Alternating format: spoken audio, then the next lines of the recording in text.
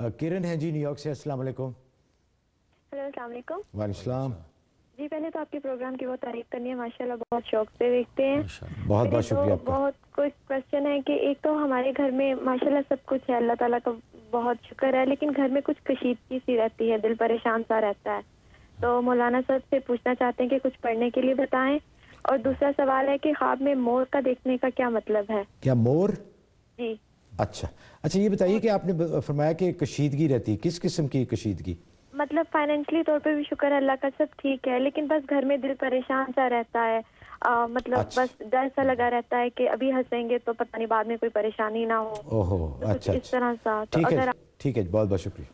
بھائی اس کا مطلب یہ ہے کہ گھر میں آپ جو ہے نیکی اور تقوی کا ماحول پیدا کریں, کیونکہ الا بذکر اللہ تطمئن القلوب, دلوں کا اطمینان تو اللہ کے ذکر اور یاد سے ہوتا ہے.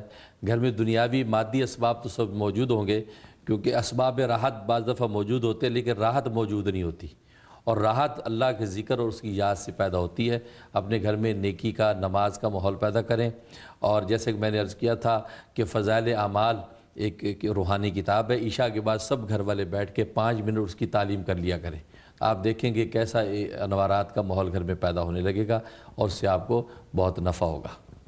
اچھا انہوں نے کہا تھا جی مور دیکھنے کا مطلب ہاں, کیا؟ دوسرا آپ نے جو مور دیکھا اس کا مطلب رزق حلال میں تنگی کا اندیشہ ہے. مور دیکھنا رزق حلال میں دشواری اور تنگی کا اندیشہ ہے, اس لیے حسب توفیق آپ صدقہ دے دیں تاکہ اس قسم کی مالی کوئی تنگی اور